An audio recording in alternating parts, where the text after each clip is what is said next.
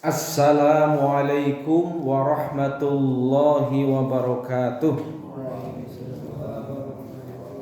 Innal hamdalillah nahmaduhu wa nasta'inuhu wa nastaghfiruh wa nu'minu bihi wa natawakkalu alayhi wa na'udzu billahi min shururi anfusina wa min sayyiati a'malina.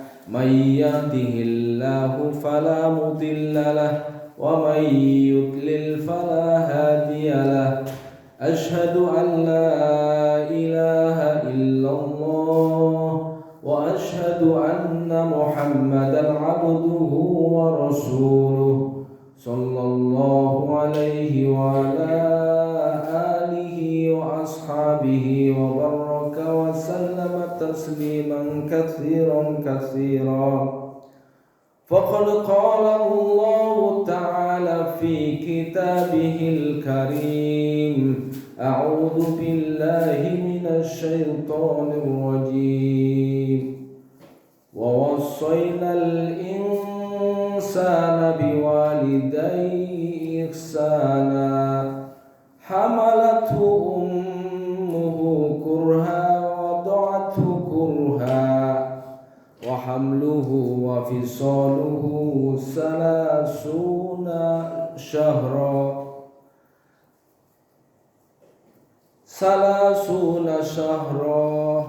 hatta idza balagha ashuddahu wa balagha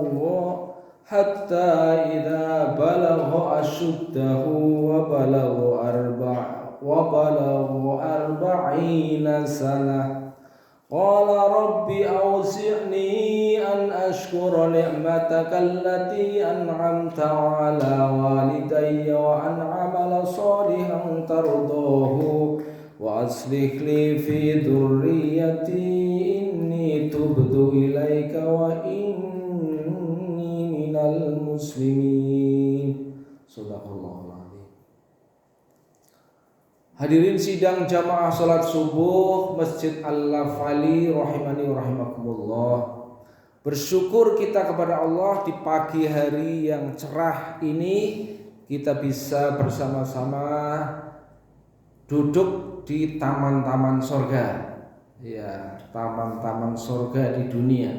Kita ulang-ulang terus ini ya supaya kita merasa bahwa pertemuan yang dilaksanakan di masjid untuk membicarakan persoalan-persoalan agama, keselamatan kita di dunia dan di akhirat ini menjadi perkara yang penting yang harus kita ulang-ulang setiap saat dan harus kita syukuri supaya semangat kita untuk menggapai akhirat ini tidak melorot ya, tapi terus kita usahakan sehingga menjadi kenikmatan ya, kenikmatan bersama. Sebagian orang ada yang hadir ke masjid itu merasa sangat berat ya. Tapi sebagian orang yang ada yang sudah diberikan oleh Allah rasa lezat sehingga apabila tidak hadir memenuhi panggilan Allah ada sesuatu yang kurang yang menyebabkan kegelisahan. Dan semoga kita diberikan oleh Allah rasa cinta, rasa senang, rasa lezat untuk menghadiri panggilan Allah Subhanahu wa taala bersama-sama dengan teman-teman yang lain yang menjadi ahlullah. Ahlullah itu keluarga Allah. Diberikan oleh Allah kepada siapa? Kepada orang yang senantiasa suka ya dengan Al-Qur'an ya.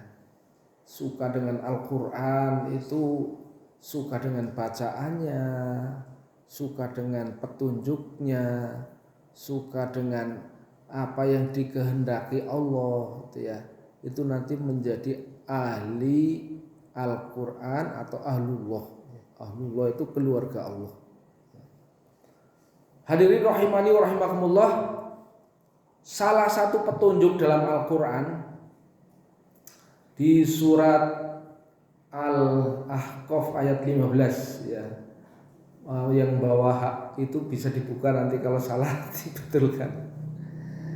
Ya, Allah Subhanahu wa taala berfirman, A'udzubillahi minasyaitonirrajim wa wassaynal insana biwalidayhi ihsan. Wa wassayna, dan kami wasiatkan.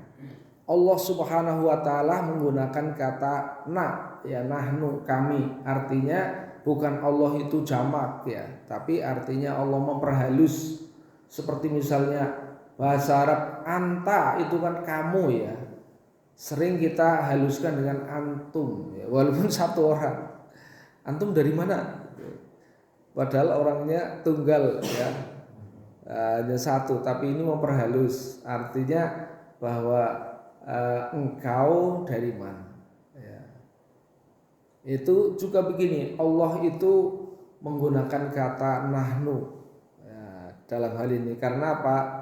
Karena domirnya nah itu ya. Wa wassoina, kami wasiatkan.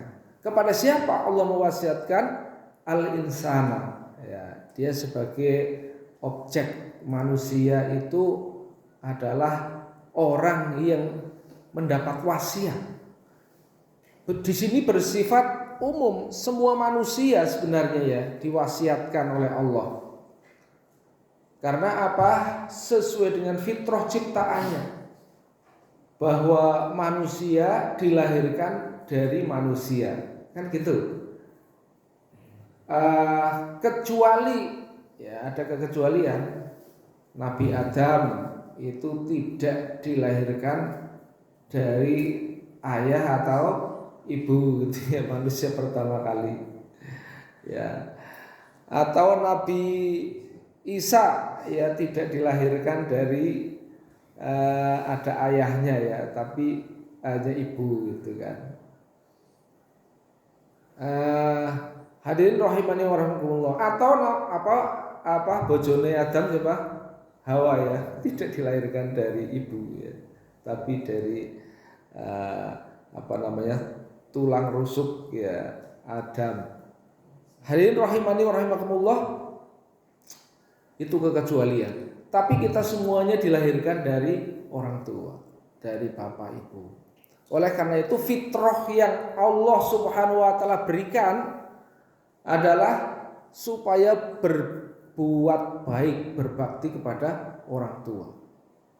Saya kira kita lihat semua ya, agama apapun, bahkan hewan ya, bahkan hewan itu kalau kita lihat betapa kasih sayang induknya terhadap anaknya sedemikian rupa sehingga anak juga berbakti ya istilahnya. Ada ya yang misalnya hewan itu anaknya memangsa orang tuanya, memangsa induknya, ada enggak ya?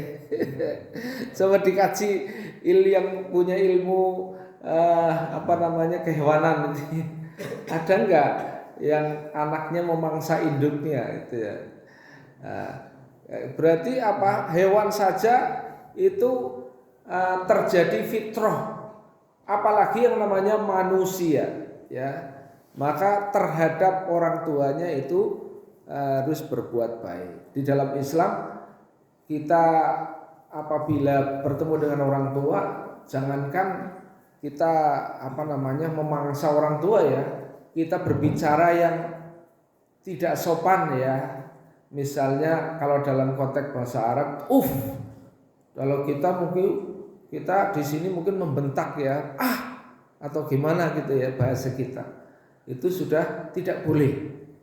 Begitu orang tua menjadi istilahnya bahasa kita penembahan gitu ya. Harus dihormati, menghormati orang tua. Ini sangat beralasan. Mengapa orang tua kok menjadi penembahan? Bahkan seandainya orang tua itu memerintahkan kepada kita tentang perkara-perkara yang dilarang sekalipun ya, kita tidak boleh taat, tapi kita juga tidak boleh menyakiti itu ya terhadap orang tua. Begitu besar jasa orang tua terhadap kita. Apa jasanya? Ya. Nah, supaya kita juga praktek ya di rumah yang masih punya orang tua. Ya, ini perlu dipraktekkan. Apa jasa ibu kita terhadap kita? Ya, ini perlu diingat-ingat seorang anak, karena kita walaupun tua sudah punya jenggot, wah ini juga masih anak ya kan. Jangan menganggap wah ini ayat ini buat anak kecil. Nah, itu keliru ya kan. Kita itu anak ya bapak, ya mbah, mungkin bisa jadi ya mbah masih punya bapak lagi. Nah, apa jasa ibu kita? Hamalat kurha. Ya. Pertama adalah dia mengandung kita ya, mengandungnya dengan susah payah. Coba kita perhatikan apa kesusahan seorang ibu saat mengandung kita. Apa saja kira-kira? Nah, tidurnya nggak bisa tengkurap ya. Kalau dipaksakan tengkurap mungkin bisa gelimpang atau bisa muter gitu ya. Itu repot banget. Yang kedua, kalau diajak lomba lari kira-kira gimana? Waduh, nggak bisa itu ya. Lomba lari nggak bisa. Bahkan yang lebih dari itu, makanan-makanan pun dibatasi. Bisa jadi makanan kesukaan pada saat hamil itu nggak boleh makan itu udah saat hamil kan gitu ya. Ada makanan dibatasi, ya, rasanya ya. Saya tidak pernah merasakan hamil karena laki-laki nggak ada. Tapi melihat orang ketika hamil kayaknya kok rekoso banget ya. Mungkin kalau itu diberikan ke laki-laki kuat apa enggak ya? Ya. Kadang-kadang makan tertentu muntah gitu, enggak makan itu juga nyel-nyelan gitu ya. Hadirin rahimani rahimakumullah. Ini adalah salah satu kurha ya, penderitaan, kelelahan, kecapean, susah payah daripada seorang ibu pada saat dia mengandung. Wa wada'athu kurha. Tidak hanya saat dia mengandung, tapi saat ia melahirkan juga susah payah. Ya, Bapak Ibu tentu sudah sering yang anaknya lebih dari 4, 5 ya. Saya anaknya 4 itu menyaksikan bagaimana ketika ibu kita ngeden ya, mau lahir. Wah, susah Pak. Apalagi saat sesar ya, luar biasa. Ngelihat saja saya kadang-kadang ya Allah luar biasa rekosonya seorang ibu, seorang istri. Sehingga dia berjuang hidup atau mati. Berjuang hidup atau mati. Pernah nggak laki-laki kayak ibu itu? Ya, dan itu tidak kapok gitu loh. Tahun depan mungkin dia diulangi lagi gitu ya. Nah, itu kan perjuangan yang luar biasa. Coba dengan keadaan ibu saat mengandung, saat melahirkan, kita sadar nggak sebagai suami, sadar nggak sebagai anak gitu ya, bahwa penderitaan istri, penderitaan ibu ya terhadap kita itu luar biasa. Belum kadang-kadang rebutan ya anak sama bapak itu ya, itu lagi saat menyusui jatahnya anak, bapaknya nimbrung.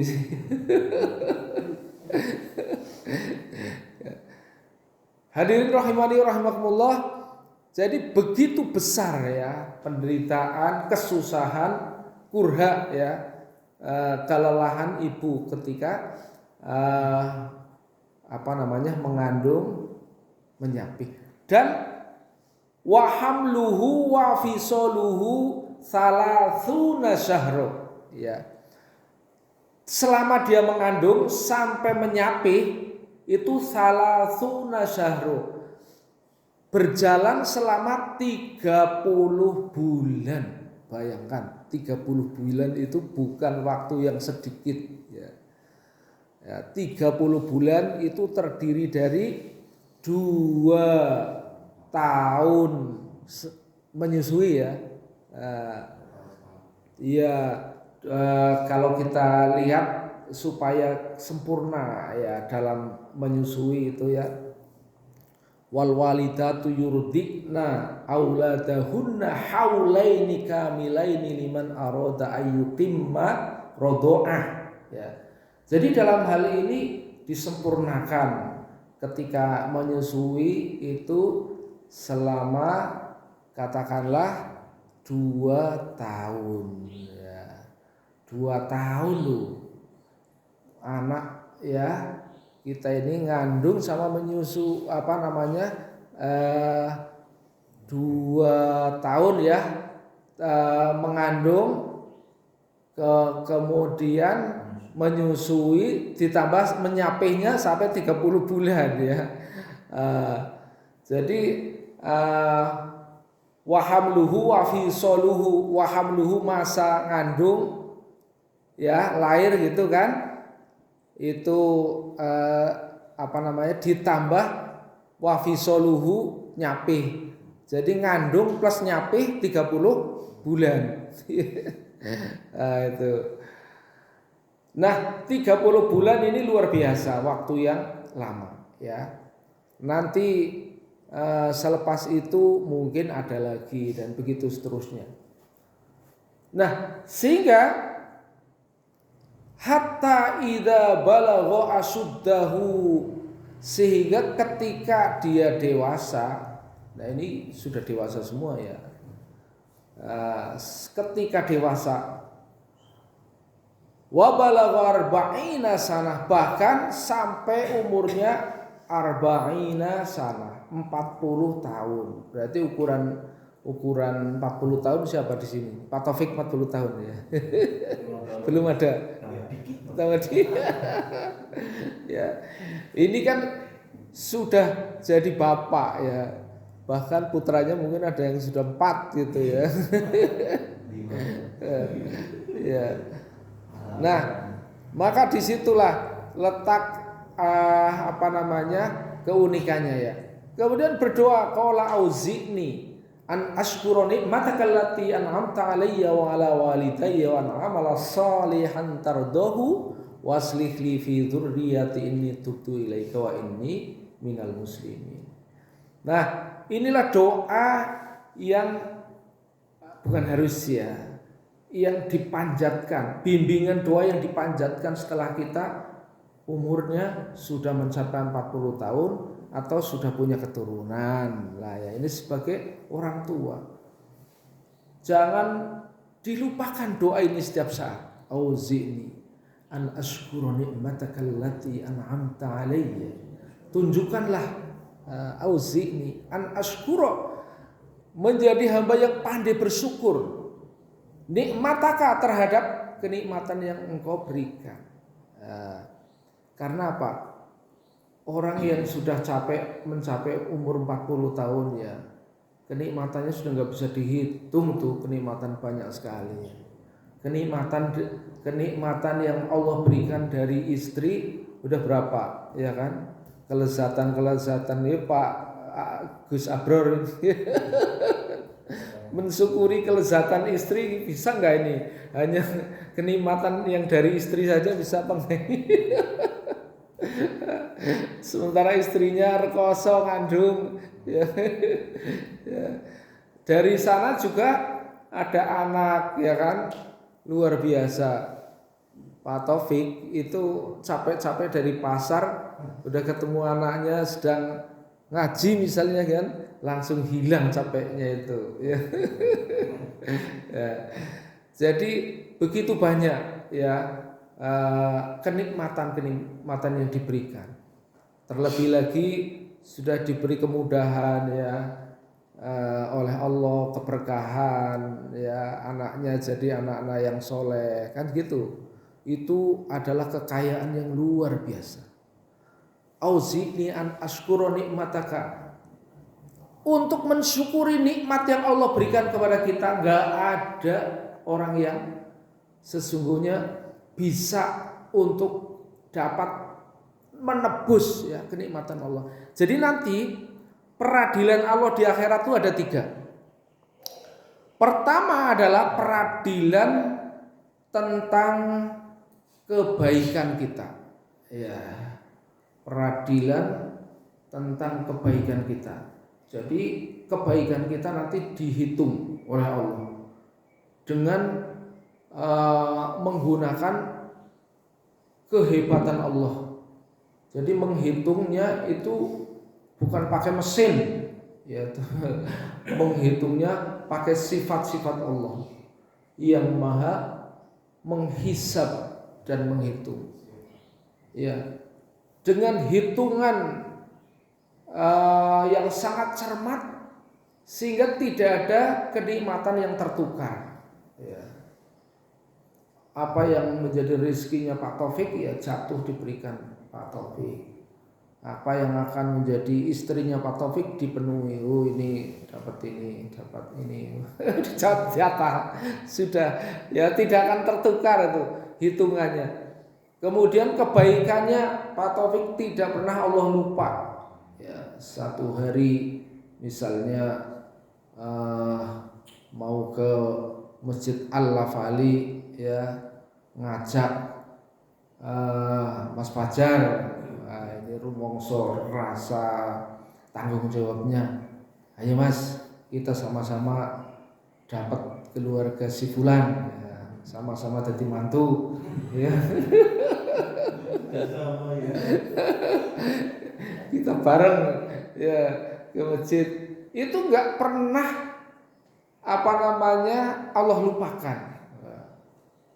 Ini Mas Taufik, pahalamu berjamaah sekian ribu kali misalnya. Loh kok bisa Gusti Allah, dari mana? Saya kan nggak paling umur masa saya sekian, kok nggak sampai segitu.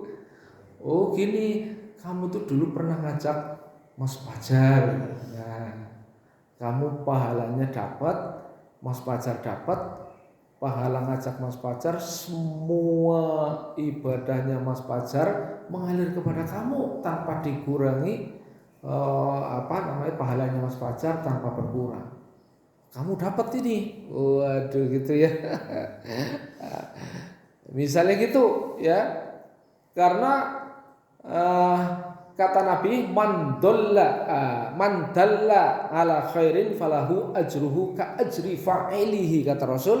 Barang siapa yang menunjukkan suatu kebajikan, maka kebajikan orang yang ditunjukkan itu mengalir kepada yang menunjukkan tanpa sedikit pun mengurangi pahala yang ditunjukkan itu. Wah, jadi pahalamu itu dulu sekian saja dihitung oleh Allah Subhanahu wa taala. Baru di situ gitu ya. Kenapa dulu saya nggak ngajak orang banyak? Ya. Hadirin rahimani wa rahimakumullah. Jadi sedemikian rupa Allah menghitung. Maka kebajikan seseorang di saat itu bisa kalau diceritakan dalam hadis itu sampai istilahnya gunung-gunung itu nggak kelihatan ya. Begitu banyak kebaikannya ya situ. Nah, tetapi untuk hisab ya, untuk tahap kedua yang dihisab itu baru dosa-dosanya ya. Ya. Maaf yang kedua bukan dosanya ya. Yang kedua kenikmatannya. Yang dihisab kedua kenikmatannya. Pertama ya kebaikannya. Wah, banyak sekali kebaikannya. Merasa saya ahli surga gitu ya. Melihat kebaikannya sangat banyak gitu ya. Tapi yang kedua yang dihisab adalah kenikmatannya. Di saat kenikmatan Allah digelar, diingatkan kita mulai dari kita lahir sampai ketika meninggal, maka kenikmatannya jauh lebih banyak dari kebaikannya. Maka apa yang terjadi? Maka kebaikan kita tertutup semua oleh kenikmatan yang Allah berikan. Gimana ini? Baru setelah itu dibuka hisab yang ketiga, yaitu dihisab keburukan dan dosa-dosanya. Ya. Setelah dihisab keburukan dan dosa-dosanya, lah tadi kan kebaikan kita sudah kalah oleh kenikmatan yang Allah berikan kan, sudah ketutup. Berarti tinggal dosa-dosa kita. Kira-kira ini manusia bisa selamat enggak kalau hanya kita mengandalkan amal saja, bisa selamat enggak kira-kira? Ya. Oh, kalau mengandalkan amal saja enggak bisa selamat, ya kan? Enggak bisa. Nah, oleh karena itu Rasulullah menjelaskan bahwa Allah Subhanahu wa taala akan memberikan keselamatan, memasukkan ke dalam surga itu adalah karena rahmatnya. Ya, wasiati rahmati wasiat kullasyai. Jadi hadirin rahimani wa rahmakumullah, itu rahmat Allah itu yang sangat penting gitu ya. Tapi rahmat Allah dicucurkan beserta amal juga, ya kan? Ya, misalnya ketika kita mau masuk masjid ini, ya, Allah Subhanahu wa taala mencucurkan rahmat. Nah, doanya apa? Masih ingat enggak? Tadi masuk masjid pakai doa enggak, Mas Ijat?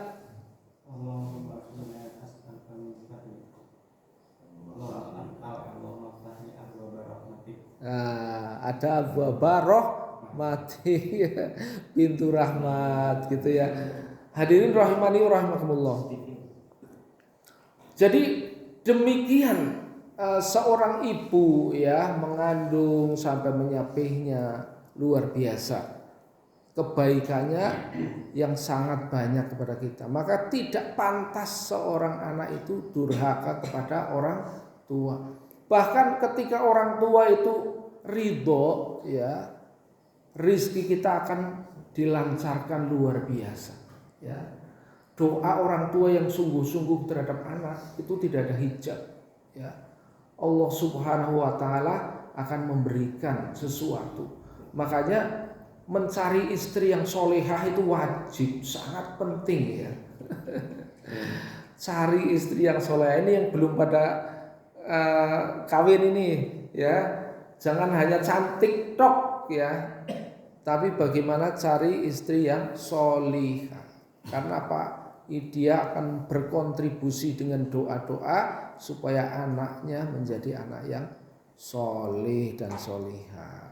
Masya Allah ya. Maka doanya, Robbi auzi'ni an ashkura nikmataka. Ya Allah, tunjukkan kepada kami ya agar bersyukur terhadap nikmat yang Engkau berikan. Ya.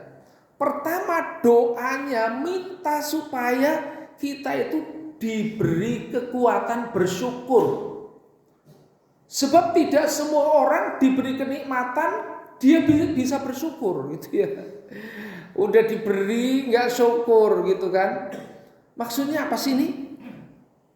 Syukur itu artinya menggunakan kenikmatan yang Allah berikan kepada kita untuk taat. Taat kepada Allah, untuk berbakti kepada Allah. Jadi ketika kita tidak mampu menggunakan umurnya, tidak mampu menggunakan kenikmatan yang Allah berikan kepada kita untuk beribadah kepada Allah, ya, berbakti kepada Allah, berarti kita tidak syukur, itu ya. Kalau tidak syukur berarti kufur. La in syakartum la azidannakum. Kalau bersyukur nikmatnya akan ditambah. Ya, makanya kalau kita lihat seseorang dia kok nikmatnya bertambah terus ya, bertambah terus, kebahagiaannya bertambah, hartanya bertambah, oh berarti dia bersyukur gitu ya. Bertambah-tambah, terutama ibadahnya tambah-tambah gitu, itu berarti bersyukur.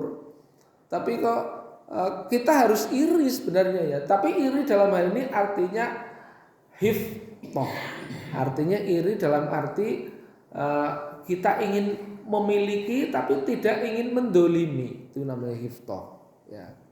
Jadi hiftoh dua hal yang boleh iri dalam Islam ya. Dua hal yang boleh iri. Pertama, orang yang diberi kekayaan ilmu dan diamalkan siang dan malam. Yang kedua, orang yang diberi harta yang banyak dan dinafkahkan, disedekahkan siang dan malam. Itu iri kita. Wah. Tapi kalau kita irinya kepada orang yang kaya raya tapi ya sulit untuk bersedekah, sulit untuk, nggak perlu iri, itu mulai istighfar. Hartanya banyak tapi malah foya-foya gitu ya. Tidak pernah untuk kebaikan, dilihat di masjid aja nggak pernah gitu ya. Itu naudzubillah min dzalik, itu jangan pengen seperti dia ya, naudzubillah min dzalik. Karena apa? Harta itu akan dihisab ya. So kalau hisabnya keras gitu ya, ini luar biasa. Makanya an askuro nikmataka allati an'amta alayya, ini wajib kita minta kepada Allah supaya kita bisa bersyukur setelah diberikan oleh Allah kenikmatan. An askuro nikmataka allati an'amta alayya wa ala walidayya, dan juga kepada anak kami. Anak itu merupakan satu anugerah yang luar biasa. Coba bayangkan, ada saudara kita yang tidak punya anak, bagaimana rasanya? Tidak punya anak walaupun hartanya banyak ya, mobilnya banyak gitu ya, tapi tidak punya anak, itu pasti seperti kayak tidak punya apa-apa. Coba yang ini ya, kayak nggak punya apa-apa, nggak punya anak tuh rasanya kayak nggak punya apa-apa itu ya. Jadi jangan kira, jangan sangka anak itu bukan kenikmatan yang luar biasa. Coba kita pulang dari capek-capek gitu ya, anak nggak ada istri juga pergi, ada di rumah, nggak pernah melayani. Waktu kadang-kadang sebagai manusia akan timbul rasa marahnya. Hadirin rahimani rahimakumullah. Maka wa ala walidayya wa na'amala sholihan tardohu. Ya, anak yang soleh, ya, yang beramal soleh yang kau ridhoi. Amal soleh yang diridhoi itu amal yang luar biasa. Karena kadang-kadang ada amal itu baik ya, tapi tidak diridhoi. Tidak diridhoi itu asbabnya macam-macam. Ya, entah itu niatnya, entah itu kondisi hatinya, entah itu cara mengamalkannya, banyak gitu ya. Bahkan ada anak yang sekarang itu ya paling susah, saya tuh pengalaman ya, paling susah ya itu membangun karakter anak. Membangun karakter anak paling susah ya. Karena apa? Anak sekarang itu beda dengan anak zaman dulu. Anak sekarang itu kalau sudah punya kemauan ya, sangat susah diarahkan ya. Bahkan kalau kita tidak mampu berargumentasi dengan baik, mudah sekali tersinggung, jengkel, mutung, macam-macam. Itu luar biasa ya. Nah ini Masya Allah. Jadi orang tua itu kesabarannya harus luar biasa dalam menghadapi segala problematika anak. Orang tua ya itu juga ya memang jadi orang tua susah sih ya. Susahnya terutama ketika apakah cukup misalnya anak saya udah serahkan ke kiai saja, titipkan bro, terus di rumah tinggal. Saya tuh punya teman kiai ya, dia memondokkan anaknya di suatu pondok di Jawa Tengah. Kemudian setelah itu dibiarkan dia dipasrahkan ke kiai sanalah karpe gitu ya. Ya harapannya karena teman saya juga punya pondok ya, harapannya dia pulang dapat menggantikan posisinya. Tapi apa yang terjadi? Ini hakun ya, fakta. Di sana nggak pernah ngaji, sukanya main game di persewaan game. Kalau dulu namanya apa ya? PS itu ya. Hari-hari itu main PS. Karena pondok yang dititipi itu santrinya banyak, itu tidak sempat terkontrol itu ya. Begitu Pak Kiai ya teman saya itu ke pondok itu nanya, kiainya nggak tahu si fulan di mana, nggak tahu. Kenapa? Nggak pernah komunikasi. Dia nyuri waktu, ya nyuri waktu, nggak pernah komunikasi. Sehingga apa? Ya hasilnya PS-an. Sama sekali dicek ngaji di rumah nggak ada bisa, nggak ada kemajuan. Bahkan ngerokoknya sangat kuat, ya ngerokoknya sangat kuat. Di pondok nggak kelihatan ngerokok, tapi sudah di sana ngerokoknya sangat.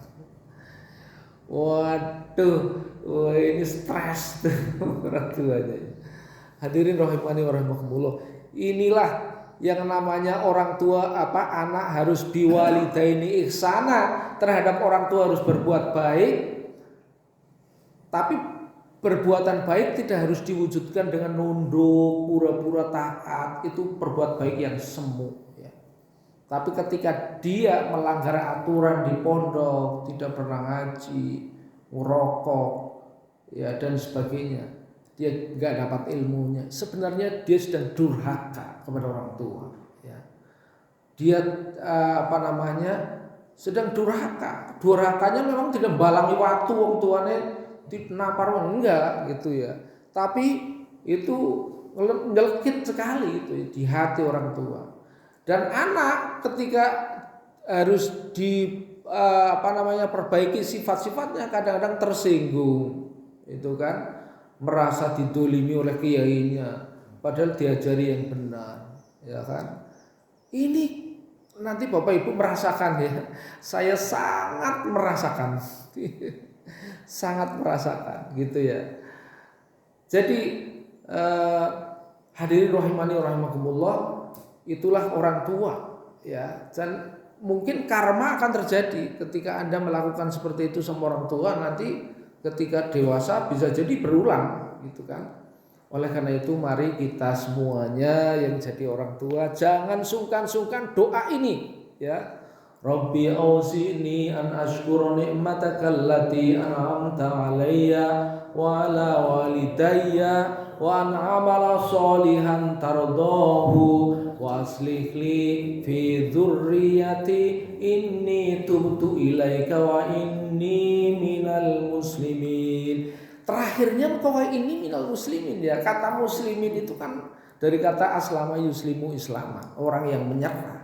Kita serahkan kan urusan ini kepada Allah Subhanahu wa taala. Karena ya terus terang kalau dipikirin terus tanpa melibatkan Allah bisa jadi stres orang tua. Itu jangan kira ya, banyak orang tua yang stres mikirin anak. Itu enggak sedikit, banyak itu. Mikirin anak sampai stres itu banyak. Oleh karena itu setelah kita minta berdoa maka serahkan kepada Allah. Ini minal muslimin. Semoga Allah Subhanahu wa taala senantiasa memberikan tuntunan kekuatan pada kita agar kita senantiasa bersyukur kepada nikmat yang Allah berikan. Amin ya rabbal. Terima kasih atas perhatian. Mohon maaf atas segala kekurangan. Billahi taufiq wal hidayah. Wassalamualaikum warahmatullahi wabarakatuh.